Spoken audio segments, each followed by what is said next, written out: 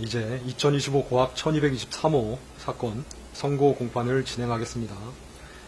관련법에 따라서 속기하도록 하겠습니다. 먼저 소송 관계인 출석 확인하도록 하겠습니다. 특별검사님 어떻게 나오셨죠? 성함 혹시? 특별검사국 김성근, 강노수, 검사 신건호, 윤호성, 홍지화, 이상직, 박기태, 양조연, 김유한 검사 출석했습니다. 다 해서 몇 분 오신 거죠? 9명 왔습니다. 그럼 총 몇 분이신가요? 10분. 11분. 네, 그리고 변호인 측에서는 종전대로 유정아 변호사님, 그다음 최명성 변호사님, 최주호 변호사님. 마이크 잘 안 들리나요? 피고인 들어오시라고 하시기 바랍니다.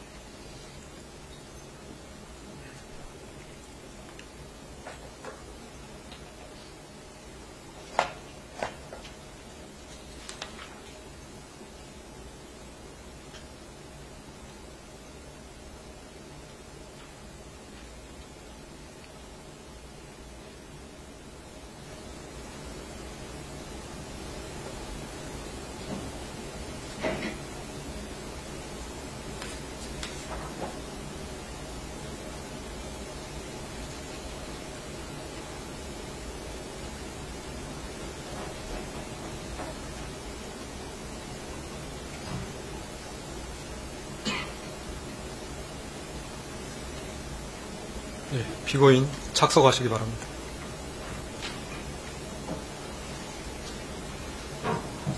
판결 선고는 피고인 착석 상태로 진행하도록 하겠습니다. 진행하도록 하겠습니다.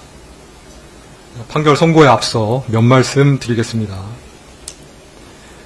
옛말에 형무등급 그리고 추무리불량이라는 말이 있습니다. 법의 적용에는 그 적용을 받는 사람이 권력자이든 아니면 권력을 잃은 자이든 예외나 차별이 없어야 합니다.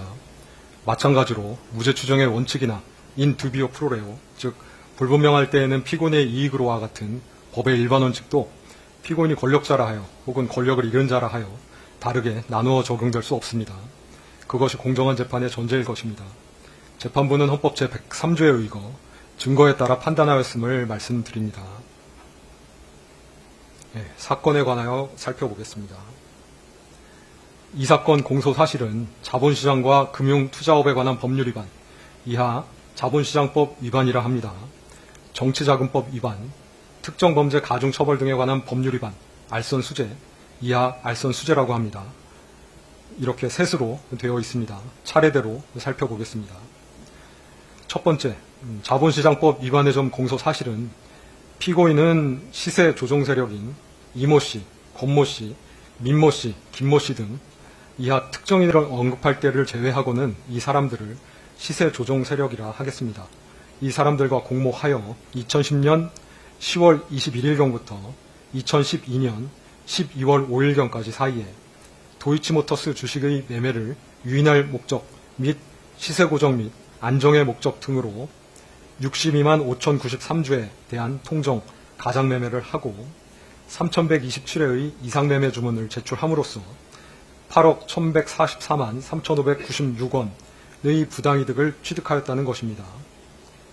공소사실의 2010년 10월 21일경부터 2012년 12월 5일경까지 사이에 피고인의 자금이나 주식이 도이치모터스 주식 매매에 이용된 것으로 공소 제기된 것은 2010년 10월 22일경부터 2011년 1월 13일경까지 피고인의 대신증권 계좌 주식 18만 주와 20억 원이 입금된 미래 에셋대우 계좌가 이용된 것, 2011년 3월 30일 2만 3천 주를 하나투자증권 계좌로 매수한 것, 2012년 7월 25일경부터 2012년 8월 9일경까지 19,635주를 하나투자증권 계좌로 매수한 것 등 크게 3개의 행위로 나누어집니다.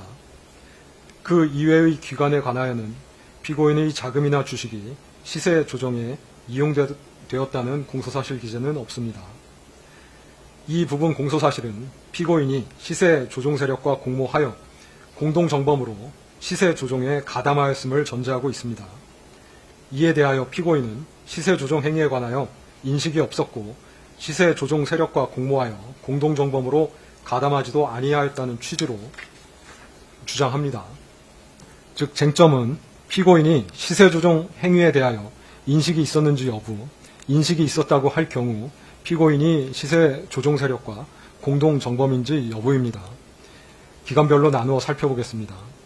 먼저 2010년 10월 22일경부터 2011년 1월 13일경까지 피고인의 대신증권 계좌 주식 18만 주와 20억 원이 입금된 미래에셋대우 계좌가 이용된 거래에 관하여 보겠습니다. 이 부분 계좌 거래는 시세 조종 세력에 대한 선행 확정 판결에서 통정 매매 등 시세 조종 행위가 유죄로 인정이 되었습니다.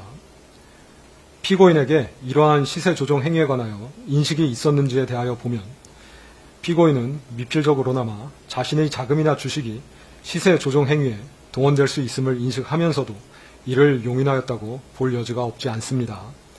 그 이유는 다음과 같습니다. 첫째, 피고인이 시세 조종 세력이었던 블랙펄 인베스트먼트 대표 이모 씨, 이하 블랙펄이라고 합니다.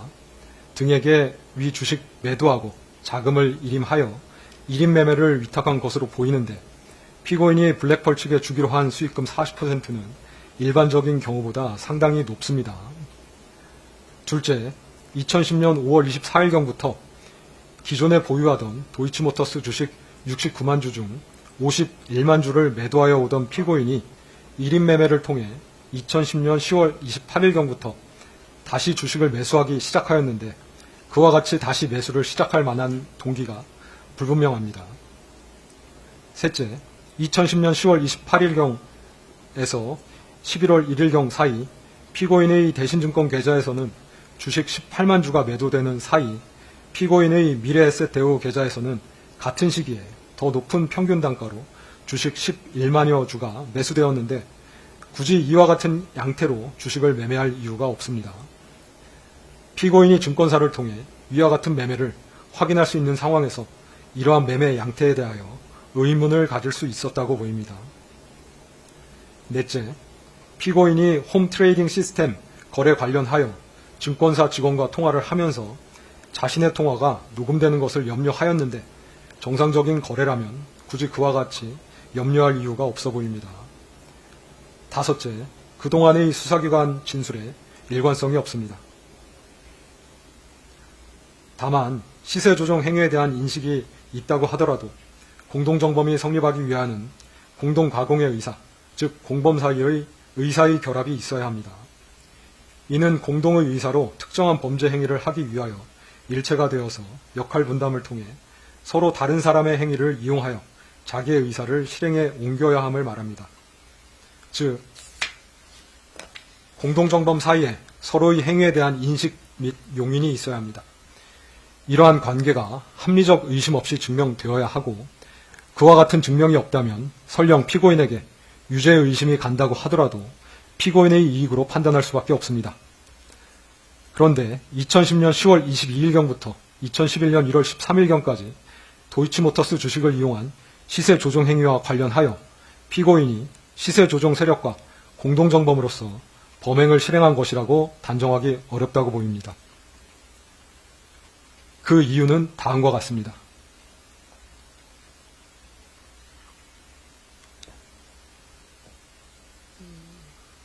첫째, 속기사님, 제가 나중에 스크립트 드릴 테니까 안 하셔도 됩니다. 첫째, 시세 조종 세력 중 누구도 피고인에게 시세 조종에 관하여 직접 알려준 바가 있다고 진술하는 사람이 없어서 피고인이 시세 조종에 있어서 어떠한 역할을 수행하였는지에 관한 자료가 없습니다. 둘째, 피고인은 2010년 10월 28일 10만 주, 11월 1일 8만 주를 민모 씨, 김모 씨의 지시에 따라 블랙펄 대표 이모 씨에게 넘겨주었는데 통정 매매라고 보기 위해서는 그것을 통해 매매가 성황을 이루고 있는 듯한 외관을 형성하여야 하고 행위자에게 그러한 목적 등이 있어야 하나 피고인은 도이치모터스 주식 18만 주를 블랙펄에 넘겨주려는 목적으로 매도 행위를 한 것으로 보일 뿐 더 나아가 피고인에게 매매가 성황을 이루고 있는 듯이 잘못 알게 하거나 그 밖에 타인에게 그릇된 판단을 하게 할 목적까지 있었다고 단정하기 어려워 보입니다. 셋째, 피고인은 2011년 1월 13일 블랙펄 측과 수익금을 정산하면서 대신증권에 있던 주식을 블랙펄 측에서 일방적으로 할인율을 정하여 블록딜로 매각한 것에 항의하기도 하였는데, 만약 피고인과 블랙펄이 공모관계에 있었다면 블랙펄이 피고인에게 알리지도 아니한 채 일방적으로 할인율을 정하여 시가보다 약 2억 5천만 원가량 저가로 할인 매각하지는 못하였을 것으로 보입니다. 더욱이 위 블록딜 매매는 정상적인 블록딜이 아니라 블랙펄이 시세 조정을 위한 매수자 확보를 위하여 이루어진 것으로, 이는 전체적으로 보면 공모 범행인 시세 조정 수행을 위해 이루어진 것인데, 이와 관련하여 블랙펄이 시세 조정에 협력할 블록딜 상대방을 섭외하는 등의 업무를 한 것에 대한 블록딜 수수료 4,200만 원가량을 피고인으로부터 받은 것은 피고인이 블랙펄과 공모관계에 있는 내부자가 아니라 그 공모관계 밖에 존재하는 외부자, 즉 거래 상대방으로 취급되었기 때문으로, 이는 피고인이 시세조정 세력과 공모관계에 있지 아니함을 보여줍니다. 넷째, 블랙펄은 2011년 1월 13일 피고인과 수익금을 정산하면서 피고인의 계좌에서 발생한 매매 차익만을 대상으로 수익을 정산하였는데, 피고인과 블랙펄이 공모관계에 있었다면 피고인의 계좌에서 발생한 매매 차익만 계산할 것이 아니라 이 부분 공소 사실에서 시세 조종 세력이 시세 조종에 사용한 다른 계좌들 20여 개에서 발생한 매매 차익도 함께 고려하여 정산을 하였어야 할 것인데, 그와 같은 형태로 정산이 이루어진 바 없습니다. 이러한 사정들 때문에 시세 조종 세력이 피고인을 공동정범으로 여기며 함께 범행을 수행하려는 의사가 있었다고 보이지 않습니다. 따라서 가사 피고인이 시세 조종 행위에 대한 인식이 있으면서 이를 용인하였다 하더라도, 피고인에게 방조의 성립은 변론으로 하더라도 공동정범이 성립할 수는 없다고 보입니다. 이 사건에서 방조의 성립 여부는 공방의 대상이 아니었기 때문에 방조의 성립 여부에 관하여는 더 나아가 판단하지 아니합니다.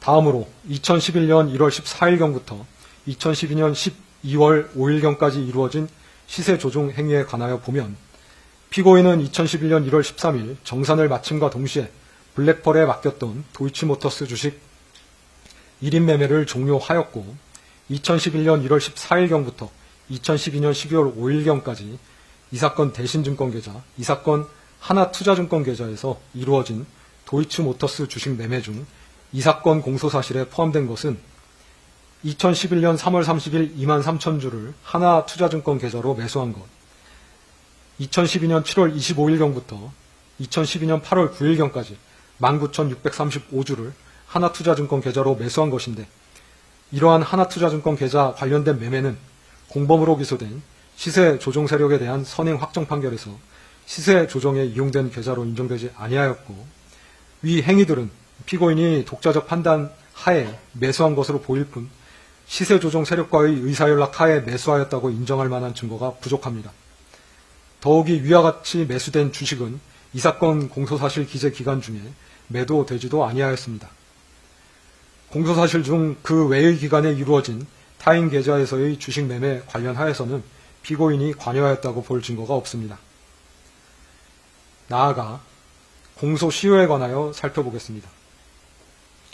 피고인이 자신의 증권계좌에 금원을 입금하기 시작한 것은 2010년 10월 22일경부터이고, 피고인의 계좌 등이 시세조정 행위에 이용된 것은 2010년 10월 28일경부터로, 그 무렵부터 2011년 1월 13일까지 이루어진 시세조정 행위는 피고인의 계좌 등이 교부되어 1인 매매 형태로 이루어졌고, 그 방식은 주로 통정, 가장매매였다는 점, 2011년 1월 13일경 피고인이 1인 매매를 위탁했던 상대방과 다투고 정산을 받은 이후로는 1인 매매를 하지 아니하였다는 점, 피고인이 자신의 계좌 이외에 시세 조정에 이용된 계좌나 그 운용 형태 등에 관하여는 별다른 인식이 없었던 것으로 보이는 점, 2011년 3월 30일경 이루어진 매수 행위는 피고인이 스스로 거래를 한 것으로 보이는 점, 그 후 1년 4개월가량 경과된 2012년 7월 25일경부터 2012년 8월 9일경까지 피고인은 단기간 동안 스스로 현실 매매를 한 것으로 보이는 점, 그 이외의 기간에는 피고인의 계좌나 자금이 이 사건 시세 조종 행위에 이용된 것은 없는 것으로 보이는 점 등을 종합하여 보면 2010년 10월 22일경부터 2011년 1월 13일경까지 이루어진 행위, 2011년 3월 30일경 매수 행위, 2012년 7월 25일경부터 2012년 8월 9일경까지 이루어진 행위는 주식거래의 주체 및 운용 형태, 시간적 이격 등에 비추어 그 전체에 대하여 범위의 단일성과 계속성이 인정된다고 보기 어려우므로 2010년 10월 22일경부터 2011년 1월 13일경까지 이루어진 행위, 2011년 3월 30일경 매수 행위, 2012년 7월 25일경부터 2012년 8월 9일경까지 이루어진 행위는 각각 별개로 공소시효가 진행한다고 봄이 상당합니다. 따라서 2010년 10월 22일경부터 2011년 1월 13일경까지 이루어진 행위는 2011년 1월 13일경부터 2011년 3월 30일경 매수 행위는 2011년 3월 30일경부터 공소시효가 진행되어 각 2021년 1월 13일 및 2021년 3월 30일에 10년의 공소시효가 도과되었다고 보입니다. 그 외에 2012년 7월 25일경부터 2012년 8월 9일경까지 이루어진 행위는 공범으로 기소된 시세 조종 세력에 대한 선행 확정 판결에 의하여 공소시효가 중단되었으므로 공소시효가 완성되지는 아니하였으나 앞서 살핀 것처럼 범죄 증명이 없습니다. 포괄일죄로 기소된 공소사실 중 일부에 대하여는 공소시효가 완성되었고 일부에 대하여는 유죄의 증거가 없을 경우 면소 부분은 이유에서 설명하면 족하고 주문에서는 무죄 표시를 하는 것이 판례이기 때문에 이 부분 공소사실에 관하여는 주문에서 무죄를 선고하기로 합니다.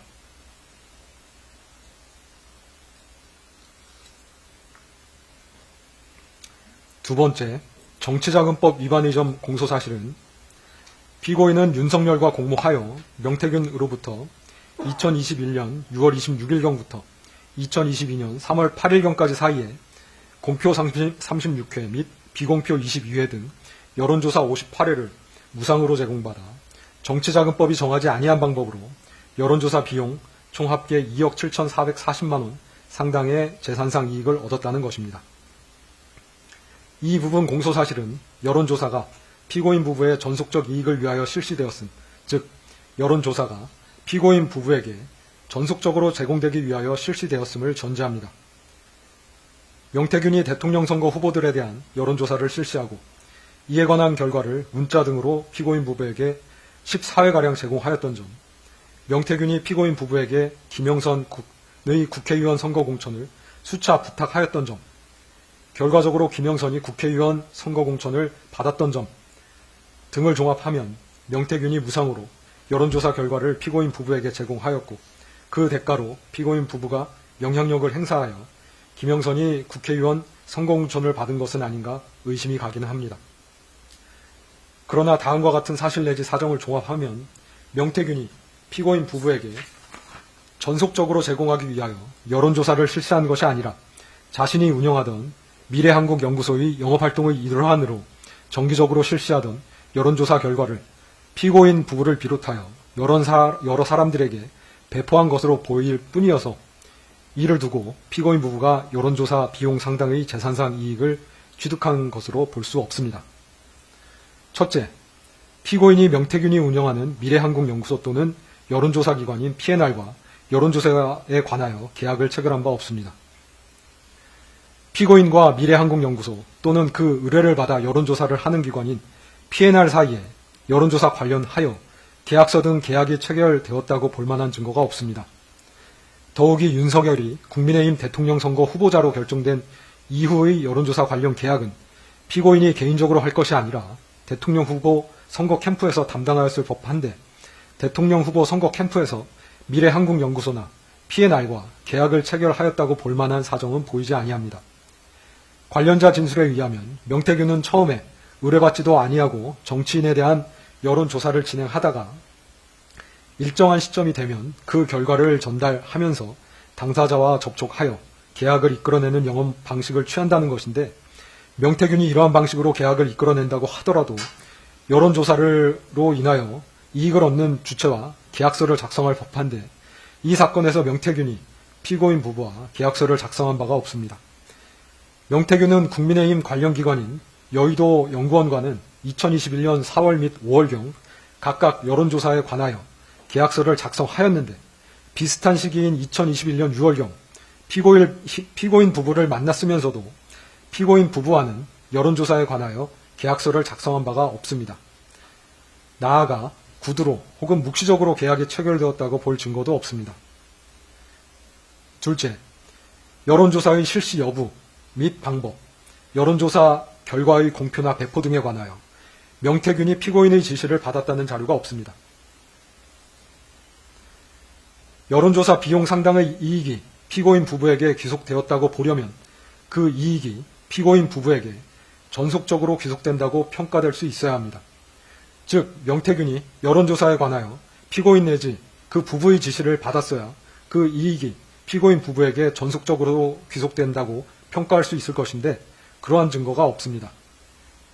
여론조사가 피고인의 지시 내지 의뢰에 따라 이루어진 것이라면 명태균은 여론조사 실시 전에 설문 내용, 공표 여부 등에 관하여 피고인으로부터 지시를 받고 여론조사 후 그 결과를 피고인에게 먼저 보고한 다음 배포 상대방 등에 관하여 피고인의 지시를 받았어야 할 것인데 기록상 그러한 사정이 나타나지 않습니다.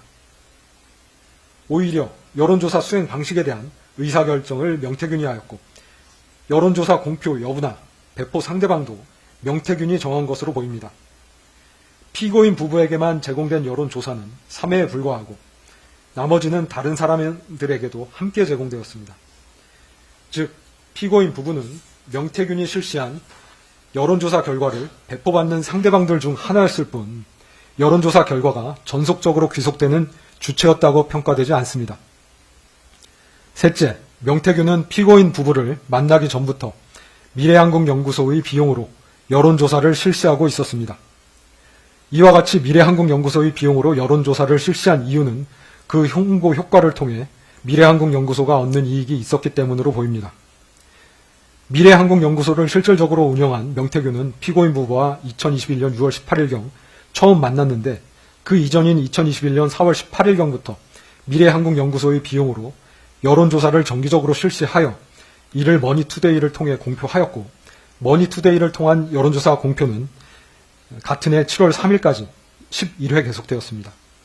머니투데이는 미래한국연구소와 공동으로 여론조사를 하다가 자체적인 판단에 따라 공동 여론조사를 중단하였고 이에 미래한국연구소는 여론조사를 공표할 언론 매체인 뉴데일리와 다시 계약을 체결하게 되어 2021년 7월 28일부터 같은 해 12월 4일까지 총 17건의 여론조사를 미래한국연구소의 비용으로 실시하여 뉴데일리를 통해 공표하였습니다.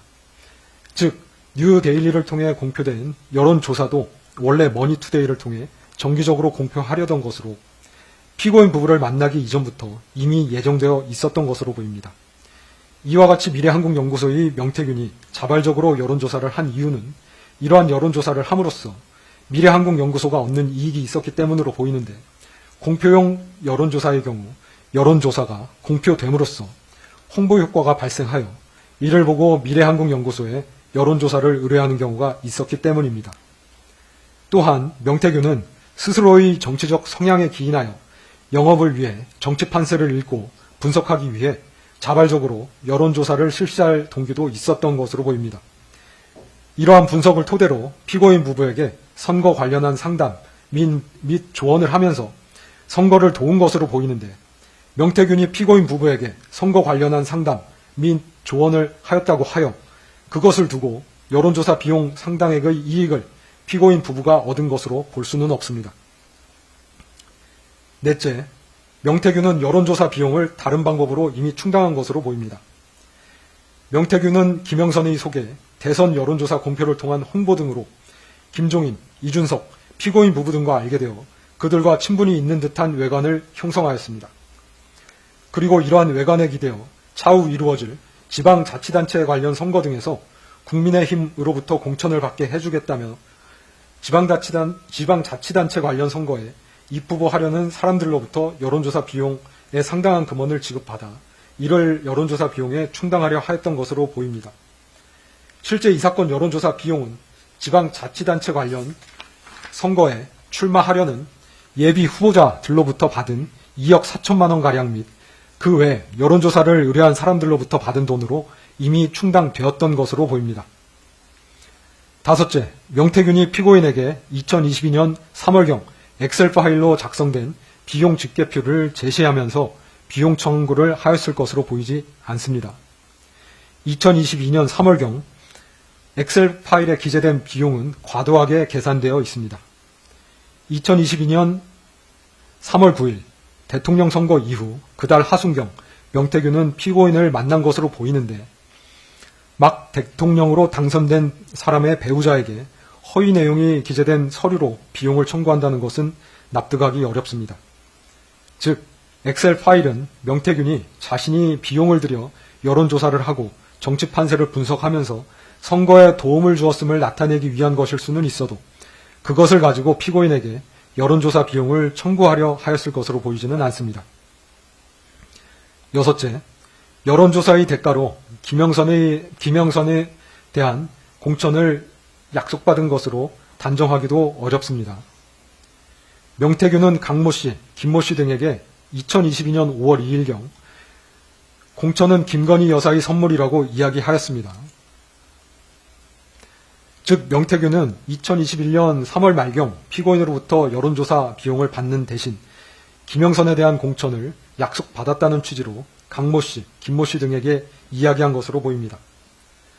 그런데 만약 피고인이 2021년 3월 하순경 명태균을 만나 여론조사의 대가로 김영선에 대한 공천을 확언하였다면 명태균이 2021년 4월 2일경부터 5월 9일경까지 이준석, 윤상현, 피고인 부부, 한모 씨 등 여러 사람들에게 지속적으로 연락하면서 김영선을 공천해 줄 것을 부탁하지는 아니하였을 것입니다. 특히 피고인에게 거듭하여 공천을 부탁하지는 아니하였을 것입니다. 실제 김영선에 대한 공천은 국민의힘 공천심사위원회에서 위원들 사이의 토론을 거쳐 투표에 의하여 결정된 것으로 보입니다. 이상의 이유로 이 부분 정치자금법 위반 공소사실은 범죄 증명이 없습니다. 세 번째, 알선 수재의 점 공소사실은 피고인은 전성배와 공모하여 윤영호로부터 윤석열 대통령의 직무와 관련하여 통일교의 각종 프로젝트와 행사에 대한민국 정부가 예산 등을 지원해달라는 요청과 함께 2022년 4월 7일경 802만 원 상당의 샤넬 가방과 엑스불상의 천수삼 농축차를 2022년 7월 5일경 1271만 원 상당의 샤넬 가방과 엑스불상의 천수삼 농축차를 2022년 7월 29일경 6220만 원 상당의 그라프 목걸이를 제공받아 대통령 등 공무원의 직무에 속한 사항의 알선에 관하여 합계 8293만 원 상당의 금품을 수수하였다는 것입니다. 이 부분 공소사실 관련하여 피고인 측은 2022년 4월 7일경 및 같은 해 7월 5일경 샤넬 가방 등을 2번 수수한 사실은 인정하지만 구체적인 청탁이 없었고 2022년 7월 29일경 목걸이를 수수한 사실이 없으며 가사 청탁이 있었다고 하더라도 청탁 내용과 수수된 금품 사이에는 어느 정도 대가 관계가 존재하여야 되는데 청탁 내용에 비해 수수된 금품의 가액이 너무 적어 대가 관계가 존재한다고 볼 수 없다고 주장합니다. 네, 살펴보겠습니다. 알선은 의뢰 당사자가 청탁하는 취지를 공무원에게 전하거나 의뢰 당사자를 대신하여 스스로 공무원에게 청탁하는 행위, 공무원에게 영향력을 행사하여 의뢰 당사자가 원하는 방향으로 결정이 이루어지도록 돕는 등의 행위를 말하고 공무원의 직무에 속하는 사항의 알선과 수수한 금품 사이에 대가 관계가 있는지는 해당 알선의 내용, 알선자와 이익 제공자 사이의 친분 관계 여부, 이익의 다과, 이익을 수수한 경위와 시기 등 재반 사정을 종합하여 결정하되 알선과 수수한 금품 사이에 전체적 포괄적으로 대가 관계가 있으면 족합니다. 실제 알선 행위가 있을 것을 요하지 않습니다.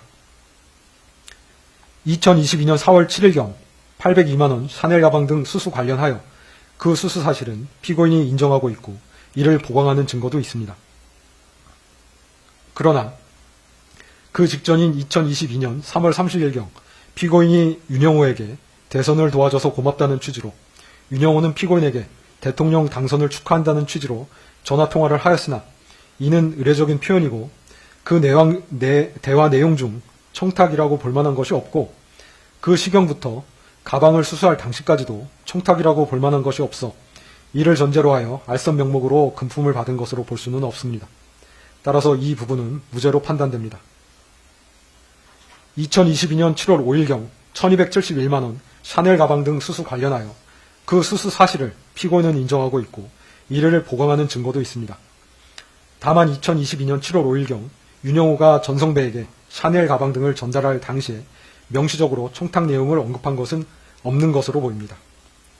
그러나 피고인은 전성배가 2022년 4월 23일경부터 전달하여 준 문자 및 전화 통화를 통하여 통일교 측에서 원하는 것이 유엔 제5사무국 유치라는 것과 이를 위하여는 아프리카 국가들의 지지가 필요하고 그 지지를 받기 위하여는 그 국가들에 대한 정부 차원의 지원이 필요하다는 것을 전해 들었던 것으로 보이는 점, 위 가방 수수 이후 2022년 7월 15일경 피고인과 윤영호는 전화통화를 하였는데 전화통화를 하면서 피고인은 윤영호에게 아주 늘 그렇게 해 주셨던 것처럼 좀 힘이 되어 주시면 저희가 여러 가지로 지금 많이 작업을 하고 있어요.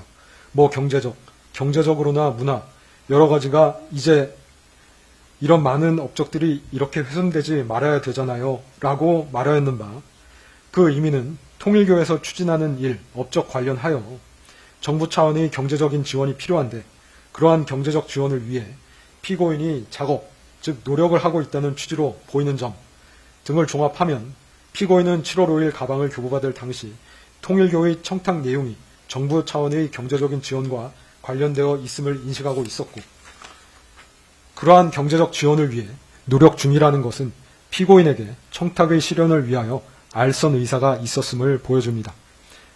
따라서 이러한 인식과 의사 하에 샤넬 가방 등을 교부받은 것은 알선의 명목으로 수수한 것으로 판단됩니다. 다음으로 대가 관계에 관하여 보면 피고인은 2022년 7월경 당시 정부의 모든 부처를 통할하는 대통령의 배우자로 대통령에게 정부 차원의 지원 등에 관하여 이야기할 수 있는 가장 지근거리의 사람이라는 점, 피고인은 통일교 측에서 조직을 이용하여 피고인의 배우자가 대통령에 당선되도록 도움을 주었다고 인식하여 통일교 측에 감사의 마음을 가지고 있었다는 점, 윤영호의 청탁 내용은 유엔 제5사무국 한국 유치를 위하여 아프리카 국가들의 지지를 받아야 하고 그 지지를 받기 위하여 그 국가들에 대한 우리 정부의 ODA 지원이 이루어져야 한다는 것으로 볼 수 있는데 통일교가 추진하는 업무는 정부의 입장에서도 타당성 검토를 통해 지원이 가능한 업무였던 것으로 보이고 이는 국가운영 및 정책을 총괄하는 대통령의 지시에 의하여 추진될 수 있는 성격의 것으로 보이는 점, 윤영호가 기대하는 피고인의 알선 행위는 윤영호의 청탁을 대통령에게 전달하여 통일교를 돕도록 하는 행위였다고 보이는 점, 대가관계는 수수된 금품과 알선 행위 자체에 있으면 족하고 수수된 금품과 청탁 내용 실현을 위해 소요되는 금원 사이에 있어야 하는 것은 아니라는 점 등을 종합하여 보면 위 가방 등의 교부와 알선 사이에 대가관계가 있다고 볼 수 있습니다. 단지 피고인이 받은 금품의 과액과 청탁 실현을 위하여 소요될 비용, 정부의 ODA 지원금 규모 사이에 현격한 차이가 있다는 것은 대가관계를 부정하는 요소가 되지 않습니다. 따라서 이 부분은 유죄로 인정됩니다. 2022년 7월 29일경 6,220만원 목걸이 관련하여 피고인은 목걸이를 수수한 사실이 없다고 주장하나 윤영호는 전성배에게 피고인에게 전달해 달라면서 목걸이를 교부하였다고 진술하고 전성배는 자신의 처남을 통해 피고인에게 목걸이를 전달하였다고 진술합니다. 살펴보면 목걸이를 전성배에게 교부한 윤영호가 피고인의 연락처를 알고 있었고 직접 연락을 주고받기도 하였기 때문에 그 전달 여부를 피고인에게 직접 확인할 수 있었던 상황에서 전성배가 이를 착복함으로써 2013년경부터 쌓아온 피고인과의 신뢰관계를 파탄시킬 수 있는 행동을 감행할 이유가 없다는 점, 전성배는 피고인과 윤영호 사이를 매개하는 것만으로도 고문료 명목의 금전적 이익을 얻고 있었는데 굳이 목걸이를 착복함으로써 피고인과의 신뢰관계를 깨트릴 이유가 없다는 점, 피고인은 2022년 5월 10일 취임한 대통령의 영부인으로 2022년 7월 29일경은 그로부터 채 3달이 되지 않은 시점인데 그 시점에 전성배가 영부인에게 전달될 물건을 가로채는 대담한 행위를 하였을 것으로 보이지는 아니하는 점 등에서 전성배의 진술에 신빙성이 있습니다.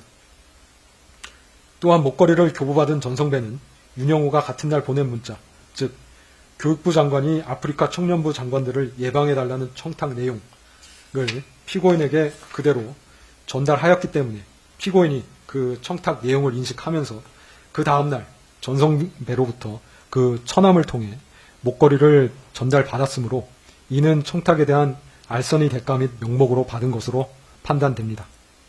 따라서 이 부분도 유죄로 인정됩니다. 유죄 부분 양형에 관해서 보겠습니다.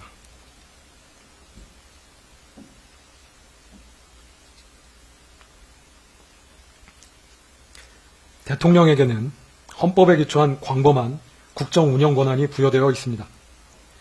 대통령 배우자인 영부인에게는 법령상 그러한 권한이 부여되어 있지는 아니합니다. 그렇지만 영부인은 대통령의 가장 가까운 곳에서 대통령에게 지대한 영향을 미칠 수 있고 대통령과 함께 나라를 대표하는 상징적인 존재입니다. 그에 걸맞은 처신이 필요하고 기본적으로 높은 청렴성과 연결성이 요구됨은 두말할 나위가 없습니다. 솔선수범을 보이지는 못할 망정 국민에 대하여 반면교사가 되어서는 아니 될 일입니다. 국가와 사회가 발전하기 위한 토대 중 가장 중요한 요소 가운데 하나가 공정입니다. 모든 일은 불편부당하게 공정하게 처리될 수 있어야 한다는 믿음이 사회를 올바른 방향으로 움직이게 합니다. 이러한 공정을 해하는 것이 부패입니다. 부패는 금전적 청탁과 필연적으로 결부됩니다. 물론 영리추구는 거기에 인간의 본성이기는 합니다. 그러나 지위가 영리추구의 수단이 되어서는 아니 됩니다. 권력에 대한 금권의 접근은 다반사일 수 있습니다. 그렇기 때문에 지위가 높을수록 이를 의식적으로 경계해야 합니다. 그런데 피고인은 자신의 지위를 영리추구의 수단으로 오용하였습니다. 윤영호가 전성배를 통해 피고인에게 한 청탁은 금품을 결부시키지 아니하고도 입안이 검토될 수 있는 성질의 것들로 보입니다. 그럼에도 피고인은 이러한 청탁과 결부되어 공여된 고가의 사치품을 뿌리치지 못하고 수수한 다음 이를 가지고 자신을 치장하는 데 급급하였습니다.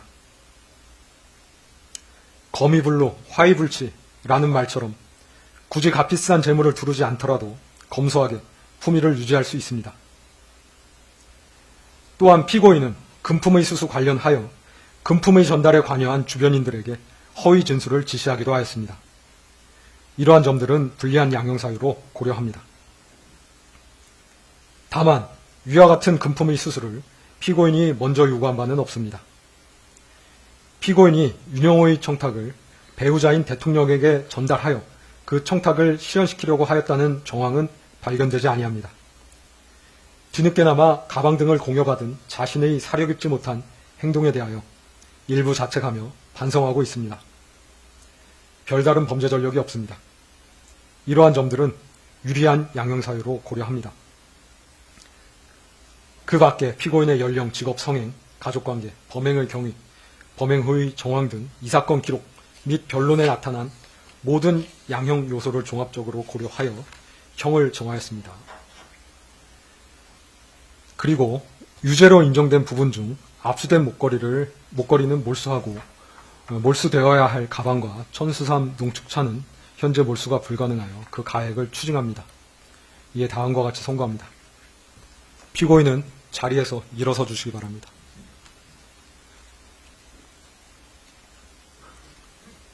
주문. 피고인을 징역 1년 8월에 처한다. 압수된 그라프 목걸이 1개를 몰수한다. 피고인으로부터 1281만 5천 원을 추징한다. 위 추징금에 상당한 금액의 간합을 명한다. 자본시장과 금융투자업에 관한 법률 위반의 점, 정치자금법 위반의 점, 2022년 4월 7일경 특정범죄 가중처벌 등에 관한 법률 위반, 알선수재의 점은 각 무죄. 피고인은 판결에 대하여 일주일 내에 이 법원에 항소장을 제출해서 항소를 제기할 수 있습니다. 그리고 피고인, 무죄 부분에 대해서 일간지 등에 공시되기를 원하시나요? 그럴 필요까지는 없으신가요? 예. 예, 형사보상 안내문 받아가도록 하시기 바랍니다. 이상으로 판결 선고를 마치겠습니다. 피고인께서는 퇴정하시고 방청인들께서도 질서 정연하게 퇴정하여 주시기 바랍니다. 예, 모두 수고하셨습니다.